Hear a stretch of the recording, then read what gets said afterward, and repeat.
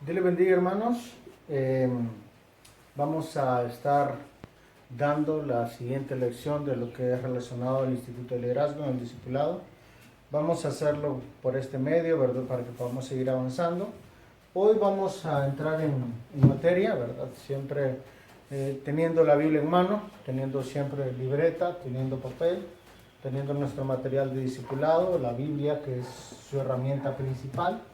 Pero vamos a orar para dar inicio a esta clase del día de hoy. Ahí donde estás, decimos: Padre Celestial, gracias te damos porque tú eres maravilloso con nosotros. Espíritu Santo, tú eres el Maestro por excelencia, tú nos vas a enseñar todas las cosas, tú vas a revelar tu palabra a nosotros. Pedimos, Señor, en este momento que nos ayudes a poder ministrar, Señor, tu palabra, poder hablar de tu palabra, aprender más de ella. En el tema de mentorado, Señor, sabiendo que no solamente somos influenciados por nuestros mentores, sino también somos de influencia a otras personas. Ayúdanos a aprender, Señor, cómo fluye el liderazgo, cómo fluye la influencia a través de tu palabra, a través de los estándares bíblicos, Señor, sabiendo que es demostrado y ha quedado demostrado que la iglesia se va a multiplicar a través de los procesos de liderazgo. Padre, glorifícate de una manera especial y permítenos poder aprender más de ti, más de tu palabra a través de esta enseñanza. Gracias, Padre, en el nombre de Cristo Jesús. Amén y amén. Vamos a abrir las Escrituras en el libro de Marcos, capítulo 6. Marcos, capítulo 6, verso 7. Dice la palabra del Señor en Marcos, capítulo 6, verso 7. Y después llamó a los 12 y comenzó a enviarlos de dos en dos. Y les dio autoridad sobre los espíritus inmundos. Y les mandó que no llevasen nada para el camino, sino que solamente un bordón, ni alforja, ni pan, ni dinero, ni que llevaran en el cinto nada, sino que calzasen sandalias y que no vistiesen dos túnicas. Cuando el Señor elige a su grupo, a sus 12, los comisiona a una misión, los manda a llevarle el mensaje de las buenas nuevas, pero no los manda sin haberlos preparado primeramente. Es ahí donde vamos a trabajar bajo el tema del mentorado. ¿Cuál es el modelo de mentor que yo quiero ser como líder? ¿Cuál es el modelo de mentor que yo quiero ser en mi grupo, en mi célula, en mi ministerio? Independientemente de que yo sea parte de un grupo de crecimiento, de que yo forme parte de una célula, yo debo entender que el liderazgo es un proceso de influencia, el liderazgo es un proceso de relación. Sin relación yo no voy a tener influencia. Entonces yo debo analizar la perspectiva de Jesús. Jesús nos muestra un modelo de mentorado, cuando hablamos de Jesucristo, donde Él mezclaba la relación y esa relación iba de la mano de la enseñanza. Pero la relación y la enseñanza siempre van a estar bajo el fundamento del ejemplo. Nosotros podemos tener mucho conocimiento, eso podrá hacer que podamos dar enseñanza. O podremos tener un gran carisma, eso podrá hacer que tengamos buenas relaciones. Pero de nada nos sirve tener buenas relaciones o tener mucho conocimiento si no vamos a estar basados en nuestro modelo de mentorado, nuestro liderazgo, al ejemplo que nosotros podemos dar. Cristo vino a hacer dos cosas en particular. Las dos misiones de Cristo es, número uno, es que vino a la tierra a salvarnos del pecado. Es por tema de salvación. Pero el segundo punto de Cristo no fue solo morir en la cruz, sino que también fue capacitar a sus discípulos, capacitar a los creyentes para que cumplieran la misión después de que Él fuera llevado al cielo. Entonces, salvación y capacitación, podemos ponerlo acá. Capacitar. Nosotros como líderes tenemos estos dos enfoques. Nosotros tenemos que llevar a la gente a salvación, pero también tenemos que preparar a la gente que puede invertir sus dones. No podemos solamente estar pensando en un proceso en el que nosotros vamos a hacer que la gente vaya a la iglesia, haga una confesión de fe, se forme parte de una célula, forme parte de un grupo de crecimiento o forme parte de un ministerio, pero sin permitirle a esta persona poder desarrollar también su nivel de influencia en otras personas. Cuando nosotros hablamos de los procesos de mentorado, es que intencionalmente debemos tener esa relación con las personas de manera que no creamos que nuestro trabajo termina con llevar a la persona solamente a una decisión de fe, sino que también, además de la decisión de fe, nosotros tenemos que estar dispuestos a llevarlo a través de un proceso de enseñanza al discipular, que la persona pueda adquirir sus primeros rudimentos. La Biblia habla de los nuevos en Cristo necesitados de una leche espiritual. Entonces justamente eso, pero no termina con esa doctrina para bautismo, o no termina con esa enseñanza de nuevo convertido. Necesitamos llevar a la persona también a un proceso de madurez espiritual, incluir a la persona dentro de la familia de Cristo, enseñarle a la persona cómo puede invertir sus dones y talentos, y lo más importante, que es la misión de todo cristiano, es poder mentorear a la persona para que esta persona se convierta en el efecto multiplicador, así como nosotros somos el resultado de que alguien invirtió tiempo en nosotros, así nosotros también tengamos que invertir tiempo en otras personas para que esas personas también puedan llegar no solamente a ser parte de los que reciben en la obra, sino también de aquellos que dan a la obra del Señor. Vamos a ir borrando aquí por un poco porque vamos a entrar en materia hablando de cómo es el ejemplo del estilo de liderazgo de Jesús. Vamos a ver algunas de las cuestiones que Cristo utilizó en su estilo, en su modelo de liderazgo. Cuando hablamos del estilo de Jesús, lo primero que nosotros vamos a encontrar es que Cristo se tomó la molestia de seleccionar. Nosotros podemos decir que de alguna u otra manera, de las millones de personas que el mundo tiene, aún en los tiempos de Jesús, Cristo decidió agarrar específicamente a estas 12 personas para que estas 12 personas se fuesen multiplicando. Nosotros vemos en el Pentecostés fueron 120 personas y estas personas se convirtieron en 3,000 en la primera predicación de Pedro. Y eso el evangelio se fue extendiendo y hoy en día la comunidad cristiana somos millones de personas. Pero esto es a raíz de ¿qué? A raíz de un proceso de selección. Cuando hablo de un proceso de selección es que yo puedo intencionalmente buscar personas de forma estratégica para poder yo ser mentor de esas personas. Pero recordamos la línea del mentorado en dos líneas. Recordamos que el mentorado lo tenemos hacia arriba con los mentores que yo tengo, son mis mentores. Tenemos una línea de relación hacia los lados, que esta línea de relación hacia los lados va con nuestros colegas.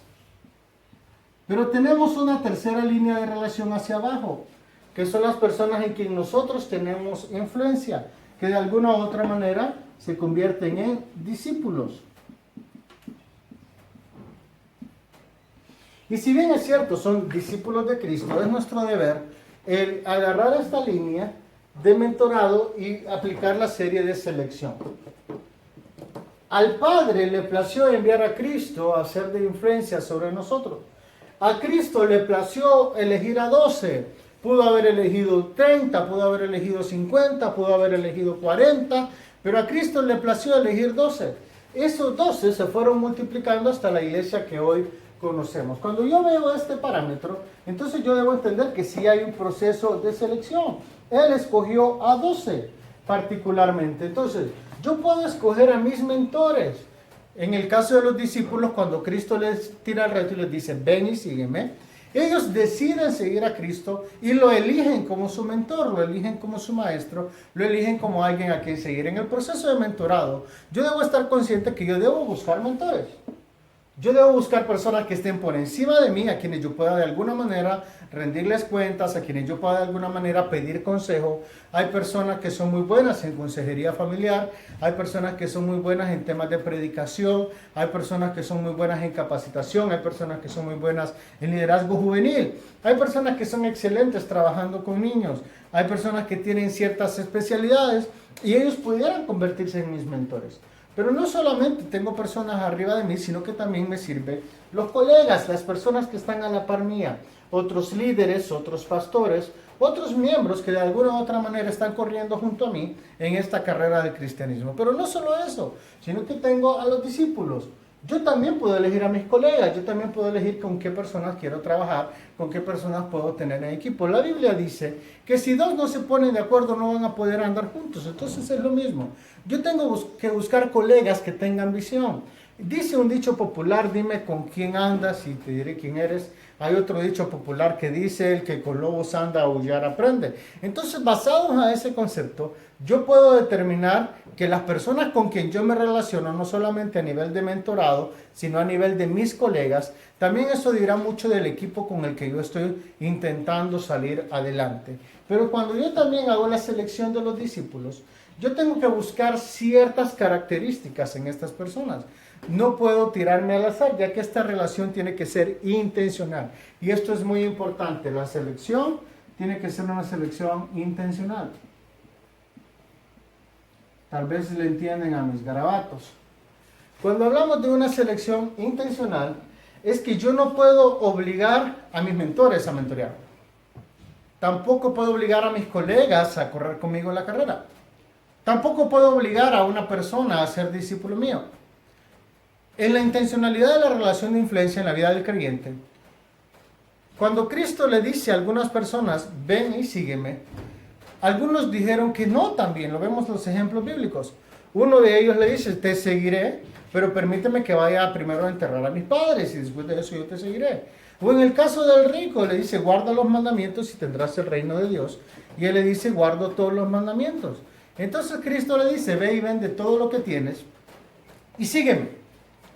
Y en el caso en esta ocasión, vino el rico y se fue muy bajado, muy avergonzado, porque tenía muchas posesiones, dice la palabra. O sea, hubieron discípulos que dijeron que no. Pero tenemos el caso de Cristo diciendo que no también. Cuando el endemoniado gadareno es liberado, Cristo sube a la barca y él viene corriendo y le dice, permíteme seguirte, permíteme ser uno de tus discípulos. Entonces viene Jesús y le dice, no, ve a tu familia, ve a tu casa y cuéntales lo que ha pasado, diles lo que ha sucedido contigo. Entonces también existe cierta intencionalidad en lo que nosotros hablamos como una relación de mentoreo. Obviamente nosotros quisiéramos ser mentores de muchas personas, pero no se puede por la cantidad de agenda. Pero así también, bueno, el mismo Cristo no pudo ser mentor de todas las personas así, sino que él decidió elegir por 12. Pero así también el caso de lo que nosotros vemos como las personas que nosotros podemos ser mentores y de quienes nosotros vamos a también ser mentores de ellos. Entonces, cuidado con eso. En el proceso de Jesús hubo un proceso de selección. Jesús no fue como que a la suerte y dijo, bueno, vamos a sortear a ver quién quiere ser mi discípulo, quién va a ser mi discípulo. Hubo un proceso de selección. En segundo lugar, hay un proceso de asociación. Asociación. Cuando hablamos de un proceso de asociación, cuando nosotros leemos la cita de Marcos capítulo 3, verso 14, dice que Cristo eligió a sus discípulos para que estuviesen con él, para que anduviesen con él. Cristo subía a un barco y los discípulos subían al barco. Cristo iba a una comunidad, los discípulos iban a esa comunidad. Cristo decidía quedarse en cierto lugar, ellos también se quedaban en ese lugar. Tiene que haber cierto proceso de asociación, tiene que haber cierto acompañamiento. Un mentorado a la distancia no es que no funciona, pero el conflicto con el mentorado a la distancia es como cualquier relación. Cualquier relación a la distancia es más difícil de sobrellevar. Hay momentos donde el mentor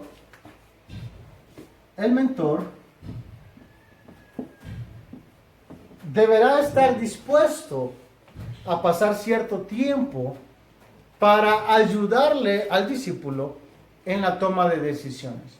Pero si no existe un acompañamiento, si no existe una asociación, puede el mentor cometer el error de tomar a la ligera la situación que le está sucediendo al discípulo. Por ejemplo, si yo no tuviese una relación cercana, lo voy a decir así por el caso, con mi esposa. Yo estoy en otro lugar, en otro país, y ella me plantea que mi hijo está enfermo. Yo puedo, por estar lejos, tomar a la ligera lo que él me está diciendo, o lo que ella me está diciendo, y tomar como aquel problema no es tan grave o no es tan difícil de sobrellevar, pero porque estoy a la distancia. Si yo estuviese en el mismo lugar, y yo estoy viendo al niño que está con altas fiebres, que desveló toda la noche, entonces yo tomaría el grado de importancia mucho más elevado que estando a la distancia. A eso me estoy refiriendo con sentido de que la asociación hace que yo tenga más interés en los procesos de enseñanza, porque yo me permito poder ver de forma cercana la necesidad que el discípulo está teniendo.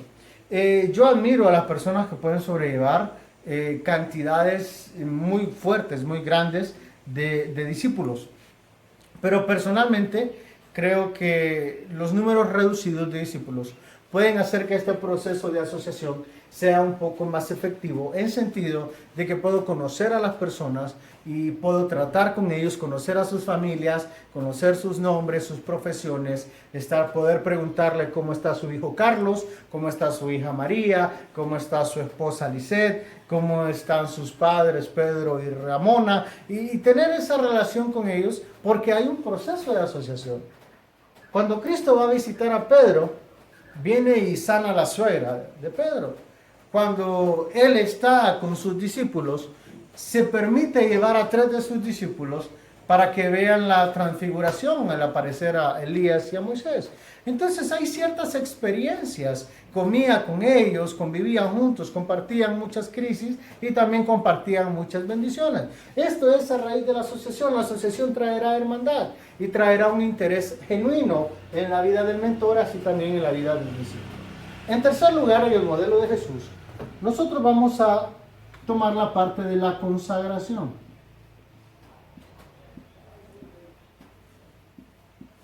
Consagración.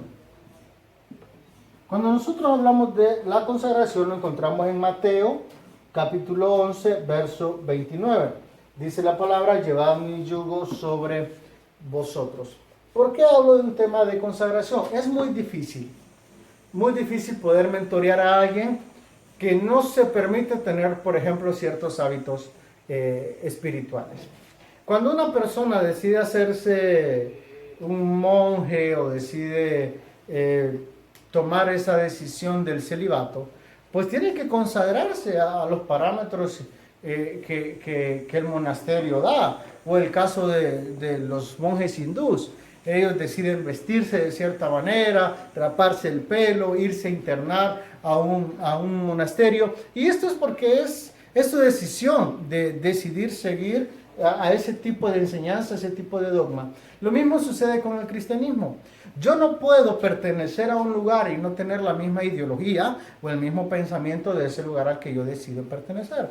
Si yo decido entrar, por ejemplo, a un equipo de fútbol, es porque yo tengo que estar seguro que en algún momento tendré que usar una canzoneta, tendré que usar unos tacos, posiblemente voy a recibir una que otra patada en el partido, pero es parte del amor al equipo, el amor al deporte. Lo mismo sucede cuando yo agarro una disciplina deportiva. Podré hacer un ejercicio, podría hacer una dieta, podré hacer un entrenamiento drástico, pero es parte de la consagración. Lo mismo pasa en lo espiritual.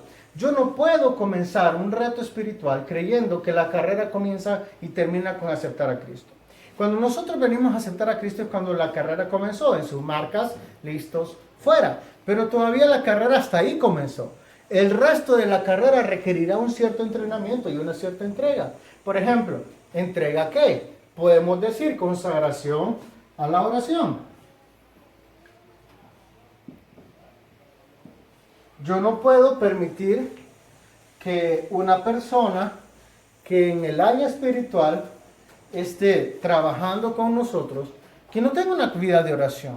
Y si bien es cierto, la vida de oración no podrá ser comprobada con nuestros ojos, la Biblia dice que lo que sea en privado, en la intimidad, en el aposento, lo que suceda en el cuarto, en mis tiempos de oración, eso va a ser reflejado en lo público. Entonces, yo necesito que la persona se dedique a la oración. Necesito que la persona se dedique a la palabra. Yo tengo que buscar personas que estén dispuestos a estudiar la palabra. Porque no solamente se trata de orar, sino que la palabra y la oración tienen que ir de la mano. Y lo mismo con muchos otros hábitos que pudiéramos hablar, como el ayuno, el congregarse, el tema de predicar la palabra, de guardar un buen testimonio. Entonces, cuando nosotros hablamos de buscar personas que estén dispuestas a ser mentoreadas, los discípulos tienen que estar dispuestos a tener cierta entrega y cierto compromiso con las estructuras que el mentor está hablando. Pablo decía, sean imitadores de mí como yo lo soy de Cristo. Hay un modelo a seguir, hay un estilo a seguir. Cristo oraba, Cristo era experto en la palabra de Dios, Cristo se congregaba, Cristo predicaba, Cristo se relacionaba. Entonces yo debo buscar esa misma consagración del maestro, del mentor. Yo también tengo que buscarla en el discípulo en quien yo estoy mentoreando. Entonces la consagración es sumamente importante, porque no podemos tratar o hacer los asuntos de Dios si Dios no está en medio del asunto. Vamos con la parte número 4, el punto número 4. Es la parte de la, aquí es C, perdón, inciso D. Es lo que nosotros llamamos impartición. Impartición. La cita bíblica la encontramos en Juan capítulo 20, verso 22. Dice, recibid el Espíritu Santo. Cuando nosotros recibimos el Espíritu Santo, eso es obviamente la impartición del Espíritu Santo en nuestra vida. Tanto el mentor como el discípulo deben estar conscientes de que su poder y su capacidad no vienen en el renombre de su denominación, tampoco vienen en el renombre del tamaño de su iglesia, tampoco viene en lo grande o bonito que tenga su ministerio de alabanza, sino en el poder de Dios en ese ministerio, el poder de Dios en esa relación. Hay momentos cuando nosotros vemos en parejas, por ejemplo, vemos a Pedro y a Juan, ellos van juntos, van caminando hacia la puerta de la Hermosa y ven al cojo que está pidiendo limosna y hay una impartición del Espíritu Santo. Pedro dice, bueno, no tengo plata, no tengo oro, pero lo que tengo te doy, levántate. En el nombre de Jesús y él se levanta, pero no porque Pedro y Juan tuvieran poderes sobrenaturales, sino porque era el Espíritu Santo actuando en sus vidas. Vemos el caso también de Pablo y Silas, cómo se manifiesta aún en medio de las prisiones, en medio de la cárcel, el poder de Dios en sus vidas. Todo el libro de los Hechos y aún otras referencias del Antiguo Testamento nos dan ese énfasis de cómo es necesaria la impartición del Espíritu Santo. Y en el caso del mentorado, fue la promesa más maravillosa que Cristo les dio a sus discípulos. A través del poder de Dios, ellos oraban por enfermos y eran sanados. A través del poder de Dios, ellos oraban por endemoniados y eran liberados. A través del poder de Dios, ellos podían hablar con denuedo la palabra, porque había una impartición.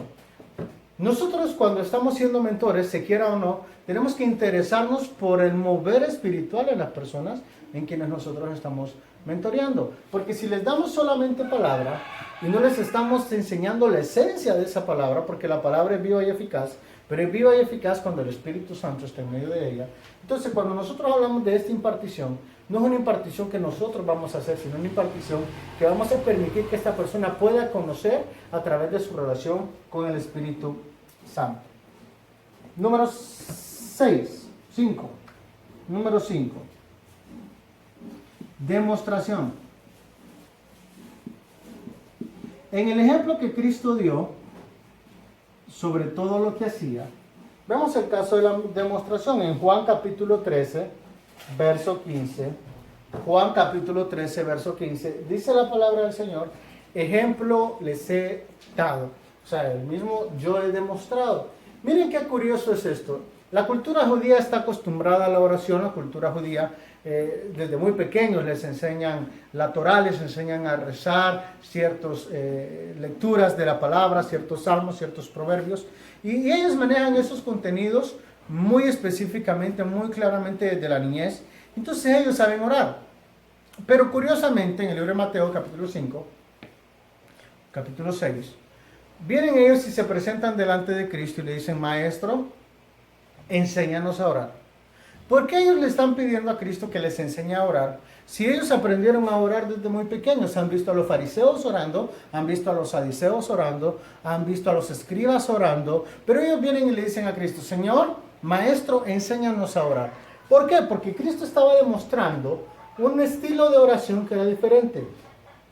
Cuando Él se iba a un lugar apartado a orar, cuando Él regresaba de esos tiempos de oración, cosas diferentes sucedían, los enfermos se sanaban, las personas atribuladas eran liberadas de su tribulación y de sus maldiciones. Entonces, con la demostración, Cristo les empezó a enseñar a ellos un estilo de vida, una forma de comportamiento, el poder de Dios, la palabra del Padre, la voluntad del reino y todas las enseñanzas de Cristo demostradas fueron justamente por su vida misma. Incluso llega hasta el punto del sacrificio y la resurrección. Ellos están conscientes de que en el final tiempo, al sonar de la trompeta, iba a haber una resurrección, iba a haber un levantamiento de muertos, porque Cristo demostró también que se levantó de la muerte. Entonces, si ese es el ejemplo a seguir, y si ese es el modelo a seguir, vale la pena, porque demostró que el estilo de vida de Cristo tenía resultados que transformaban la vida y transformaban el carácter. Número 6. Número 6. En el número 6, sería el inciso F, estamos hablando de la delegación. Delegación.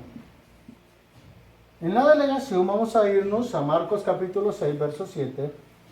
Dice la palabra en Marcos capítulo 6, verso 7. Y llamó a los 12 y comenzó a enviarlos. Y llamó a los 12 y comenzó a enviarlos.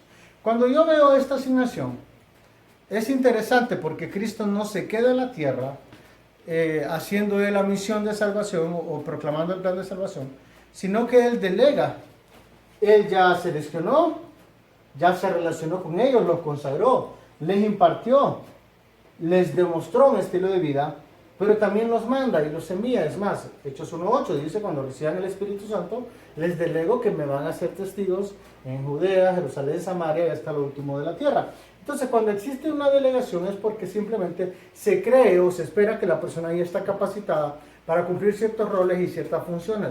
Cuando Dios nos da una selección, cuando Dios nos da una responsabilidad, sea ser líderes de células, sea ser líderes de grupos de crecimiento, sea ser pastores, sea coordinar alguna actividad, es porque Dios sabe que hemos sido preparados y estamos listos para poder cumplir esa misión.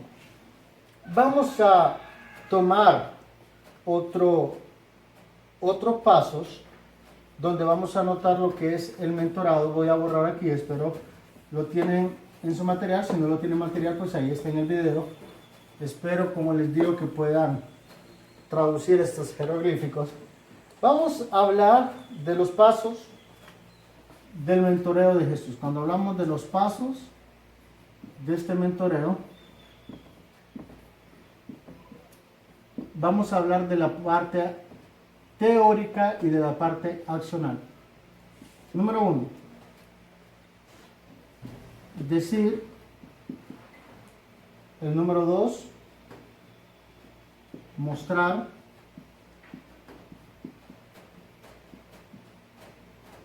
El número 3. Dejar. Y el número 4. Enviar. Primero Cristo les dijo lo que iban a hacer, les dio la misión, les dijo: esta es la misión a cumplir. Después de que les enseñó y les dijo: si ustedes me siguen van a ser pescadores de hombres, les dijo qué era lo que iba a pasar con ellos. Después de ello se los empezó a mostrar. Cristo mismo empezó a predicar las buenas nuevas, Cristo mismo empezó a hablar con la gente, Cristo mismo empezó a traer el reino de Dios a la comunidad y a las personas. Después de eso los dejó, les permitió que ellos fueran, los mandó de 2 en 2, y les permitió que ellos fueran a cumplir la misión, a lo que ya habían visto, lo que ya habían aprendido, esto mismo transmitieran a otras personas. Y por último los envió. ¿Hasta dónde? A Judea, Jerusalén, Judea, Samaria y hasta lo último de la tierra. Entonces, había una misión que iba más allá de un aspecto localista. Usted no sabe el grado de influencia que usted puede tener en una persona. Usted no sabe hasta dónde esa persona pudiera llegar a impactar. Usted no sabe si ese niño a quien usted le está hablando el día de mañana será un gran evangelista. Usted no sabe si ese joven a quien usted está rescatando de las drogas, del alcohol, el día de mañana va a ser un gran pastor. Usted no sabe si esa mujer, esa prostituta, usted no sabe si ese marero, si ese alcohólico, si cada uno de ellos en las manos de Dios el gran elemento que puede llegar a ser. Y nosotros a veces no medimos porque preferimos no decir y no mostrar, porque creemos que no vale la pena, pero la verdad es que cuando yo entiendo que Cristo es el que toma control de esto y la relación de mentor-discípulo se vuelve una relación muy de parte de Dios, entonces yo puedo enviar a la persona sabiendo que el fruto va a ser un fruto que puede multiplicar al 100 por 1 y que va a permanecer porque es la voluntad de Dios, está dentro de la voluntad de Dios. Hemos visto mucho de lo que nosotros tenemos que ver en el mentorado, pero también quiero que hablemos un poco de los 4 elementos fundamentales en estos pasos de mentorado, y quiero que por favor no deje de tomar nota ahí donde usted está. Vamos a hablar de 4 características que nosotros debemos de manejar. Lo primero de ellos, hablábamos hace unas semanas, que yo necesito que mi mentor sea una persona que esté disponible, porque si es una persona demasiado ocupada, difícilmente me va a poder mentorear. Segundo, una persona que esté dispuesta, porque tiene que querer ser mi mentor. Y tercero, una persona que pueda o de alguna manera tenga cierta especialidad en cierto asunto, en cierta rama. Eso en tema del mentor. Pero en tema del discípulo también necesito que esté disponible, porque yo no puedo tener de discípulo a alguien que no se va a hacer del tiempo. También alguien que esté dispuesto, tiene el tiempo, pero también tiene que querer aprender y desarrollarse en el Señor. Y también tiene que ser enseñable, porque si hay algo que es bien peligroso y bien difícil, es intentar mentorear y liderar personas que son cabezones espiritualmente, personas que son cabezones en el sentido de que ya todos se lo saben, ya no les cabe nada, y tienen mucho conocimiento, pero ese conocimiento no los hace necesariamente ser maduros espiritualmente.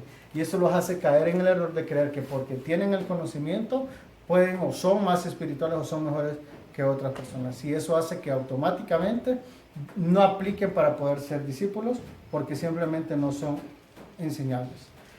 Vamos a entrar en materia con las características que nosotros vamos a buscar en nuestro mentor, porque tampoco podemos apuntarle a la nada, sino que tenemos que tener un enfoque sobre qué personas queremos que nos dirijan. Voy a borrar un poco acá para que nosotros podamos hablar de esas características.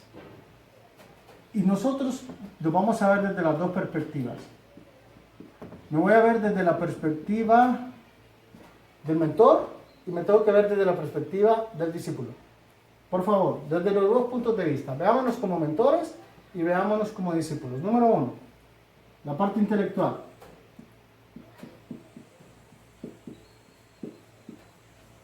Tiene que haber, o yo tengo que buscar de alguna manera, alguien que me pueda preparar y que tenga el conocimiento para hacerlo. Cuando hablamos de intelectual, es que tiene el conocimiento, tiene la ciencia, tiene el don de sabiduría para poderme guiar. Vemos estos procesos bíblicos. Cristo sabía lo que decía, por eso los discípulos lo siguieron. Bernabé instruyó a Pablo en sus primeros años de ministerio. Cuando nosotros vemos este mentorado, el caso de Moisés, Moisés tenía el poder de Dios y se lo traspasó el conocimiento y su sabiduría a su sucesor, que fue Josué. Entonces, cuando nosotros mentorado intencional para ir forjando el siguiente liderazgo, es ahí donde yo debo entender lo primero, que yo necesito que el líder tenga esta área de alguna manera intelectual. El líder debe tener conocimiento, el mentor debe saber de lo que está hablando, el mentor debe conocer la área en la que se está desarrollando. Si yo voy a buscar un mentor, que este mentor es algo en temas de familia, yo tengo que saber que esta persona sabe lo que me está diciendo. Si es en tema de predicación, si es en tema de liderazgo juvenil, si es en tema de misiones, yo debo buscar mentores que me ayuden, que yo sé que son buenos en esas áreas en las que ellos van a estar hablando. Y esto lo replico. Número 2, por ejemplo, la segunda característica que a mí me interesa, obviamente, es la parte relacional. Yo tengo que poder ser una persona con quien el discípulo se puede conectar. Y mis mentores tienen que ser personas con quien yo me pueda conectar. De alguna u otra manera, la parte relacional va a ser una comunión bien fraternal, bien familiar. Entonces, yo tengo que tener mentores con quienes yo sé que me puedo relacionar, pero tengo que tener discípulos con quienes también ellos tienen que sentir que yo no estoy en el cielo, sino que los discípulos tienen que saber que yo soy una persona accesible, que yo soy una persona con quien ellos también se pueden relacionar, que me pueden llamar a cierta hora, que me pueden escribir a cierta hora y que saben que yo voy a estar allí para ellos. Así como nosotros sabemos que Cristo está ahí para nosotros en todo tiempo y momento. La parte intelectual, la parte relacional son fundamentales y obviamente, la parte espiritual.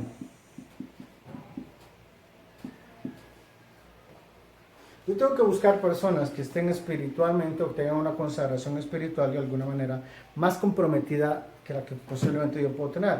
Porque la idea es que esta persona me ayude a crecer, que esta persona me ayude a ser un mejor líder, a ser un mejor pastor, a ser un mejor diácono, a ser un mejor anciano, a ser un mejor líder de grupo de crecimiento. Pero esta persona va a hacerlo a través de la espiritualidad también. Porque estamos hablando de liderazgo de iglesia. Si fuera liderazgo organizacional a nivel de empresas es otro tema. Pero como estamos hablando a nivel de espiritual, yo tengo que buscar personas espirituales. Yo tengo que buscar personas que manejen una sana doctrina. Yo tengo que buscar personas que conozcan bien de la palabra, pero que tengan también una relación con Dios. No solo una relación conmigo, una buena relación, sino que tengan una buena relación con Dios. Personas de oración, personas que estudian la palabra, personas que buscan la presencia de Dios. Cuando yo encuentro estos tres enfoques, estos tres modelos a mí me van a ayudar a ser un mejor mentor, pero también me van a ayudar a encontrar buenos mentores para mi vida. Al final, cuando yo veo estas tres cosas, las tres cosas las tenía Cristo. Cristo tenía el conocimiento de la palabra, Cristo tenía la parte relacional y Cristo era por excelencia el mentor espiritual. Con esto vamos a ir concluyendo la clase del día de hoy. Estamos con la lección número 9 del Instituto de Liderazgo. La temática es un modelo de mentor. Hay ciertas preguntas que usted puede hacer en su hogar, como por ejemplo, ¿qué de lo que hemos visto en esta lección le ayudó más? ¿Es usted un líder intencional en relación a tener seguidores, a tener discípulos? ¿Se identifica usted con algunas de las características que vimos hoy sobre el modelo de mentorado de Jesús? ¿O puede usted imaginarse o verse mentoreando a otras personas a ser mejores para el camino del Señor? Y si usted nunca ha tomado este compromiso, pues hoy le animo a que pueda tomar ese compromiso con Dios de poder ser de influencia en la vida de otras personas y así poder dejar huellas, poder dejar marcas a la futura generación de liderazgo, que eso va a ser de impacto global. Somos consecuencia de alguien que invirtió tiempo en nosotros y ahora nosotros estamos en el deber de ser de influencia e impactar la vida de otras personas. Espero que este mensaje, esta clase haya sido de bendición. Vamos a seguir transmitiendo con las otras lecciones. No deje de leer la Biblia, no deje de orar, no deje de buscar la presencia de Dios. Estaremos ahí siempre pendientes. Cualquier cosa puede dejarnos sus comentarios. Estamos para servirle, ¿verdad? Y que Dios les bendiga.